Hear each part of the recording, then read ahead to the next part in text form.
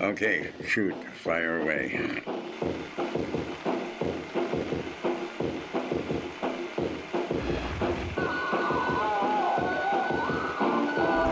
It was shot in sections because we always ran out of money. And then finally we gave up and gave the project to Herschel Lewis for distribution, and he finished up the last part and lost half of the film in the laboratory or something like that. So we ended up with Monster a Go-Go. I knew Chicago was a union town, but Herschel Lewis did a feature film called Prime Time before I started on this one. And he happened to have an office at United Film and Recording Studios in Chicago where I officed. And he was working out of there and during the production of Prime Time, his earlier picture.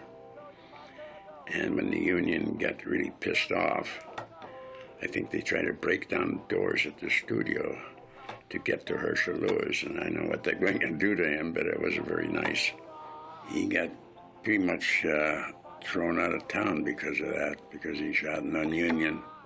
So I paid attention when they told me I had to go union.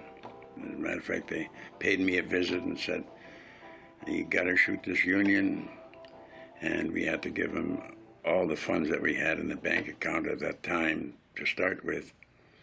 And so they took the money and gave us a union crew. And the first day of shooting, out in the boondocks in Wheeling, Illinois, it was still spring and still wet in the field. And it took pretty much 4 or 5 hours to just unload the equipment, the Hercules dolly, and that lasted about a week until we ran out of money the first time. There was no giant, no monster, no thing called Douglas to be followed. There was nothing in the tunnel but the puzzled men of courage who suddenly found themselves alone with shadows and darkness. I think a good 5 or 6 months had gone by, and we were struggling. I had an old, what I call bullseye moviola in my office, and I cut as much as I could from what we had in the can. Had a good presentation reel, and we showed it to Allied Theaters of Illinois, which were located in Chicago, and they liked what they saw, and they said, should possibly make a good picture.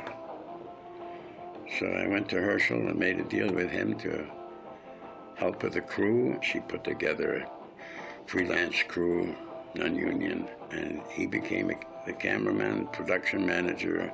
His partner, Bill Johnson, became an assistant and also got involved in production. So we carried on and shot whatever we could.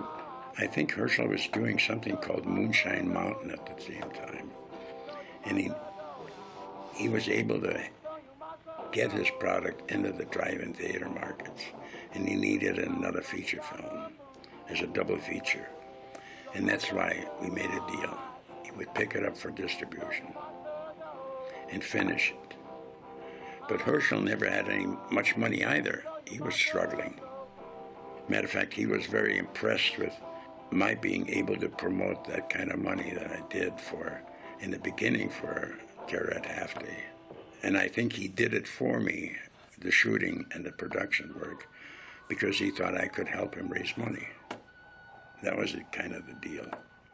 The problem was that all the big production scene in Chicago on Michigan Avenue, where I had the assistance of the Chicago Fire Department, the Police Department, actually the first time in the history of movie making in Chicago, I think we were able to block off Rush Street and Michigan Avenue during rush hour. That was truly a miracle. So we got all that footage, all these production value footage, fire engine, police cars, civil defense trucks moving up and down Michigan Avenue, and under Wacker Drive. That footage, of course, is the stuff that got lost.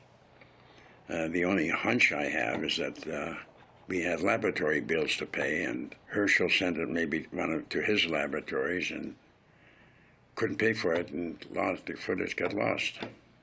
Many years later, I heard Bill Johnson, who was Herschel Lewis's partner, got hold of some of that footage, and he was very proud to talk about it. That, oh yes, I have some original footage from Monster Go-Go then. But after that was all over, and I made a distribution deal with Herschel Lewis, I kind of got rid of it. I went back to Germany, to my studio in Germany, and looked for other opportunities and ventures. And it wasn't until I moved to Wisconsin, which was in 1964, 65, that I heard about Monster A Go-Go, got a hold of a 60-millimeter print, and looked at it. I didn't recognize it. It was certainly nothing of what we had intended it to be. I was both shocked at the title and what he had done with it, and the additional footage he shot, which was totally out of context. I remember the scene of the girls in the park laying on a blanket, and I guess he wanted an exploitation picture.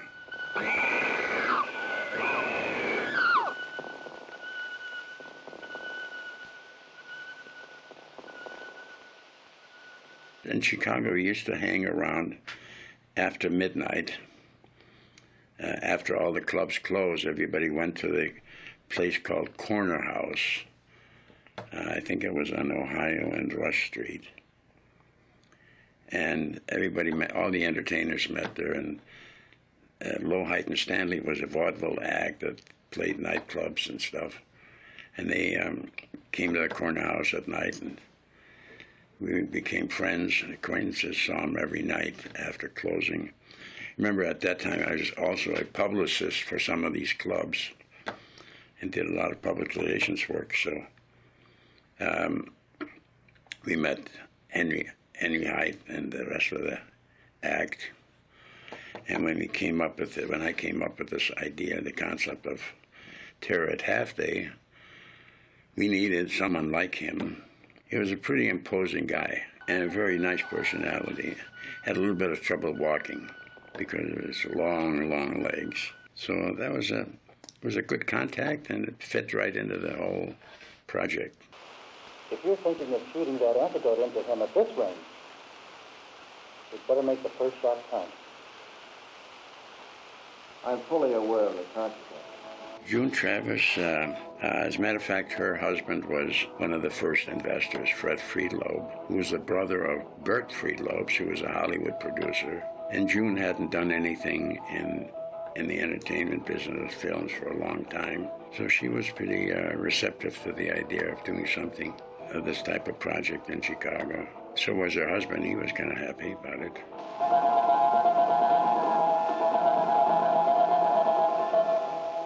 She was in there only for a week or a week and a half at best, because under the union budget, we only had money enough for a week to shoot. And the same thing went for Peter Thompson, because he had an obligation to his television shows and other obligations. So he was kind of in and out, and then we were in a bit of trouble. Come to think of it, I had to use an agent because we were desperate. We had to call an agency. He had 3 days available, and so whatever we did with him had to be done in that time frame. I had a friend, a publicist by the name of Larry Leverett, who we were walking down Randolph Street on a rainy day, downtown Chicago, and there was a guy in a trench coat passed us by, and Larry, my friend, turned around and said, "Did you know who that was?" I said, "I had no idea." He said, "That was Ronnie Reagan." He said, "Hold on a minute, I'll get him." He ran after him half a block, and by gosh, he turned around and came back with him, and we stood under the marquee of the Woods Theater. We had a good little conversation there. It was very, very congenial and friendly. Once June Travis's name was mentioned, well, that was He says, I'm very interested. He says, please get in touch with me and get me the script and we can work something out. I went back there and said, I can get Ronnie Reagan to do the part. And everybody told me, he says, you gotta be kidding. He's a has-been. You'll never get any box office with him. So we were stuck again. I thought I had it made with Ronald Reagan, and the investor just wouldn't go for it. End of story on that one. We'd better get back to the lab. There's nothing more we can do here.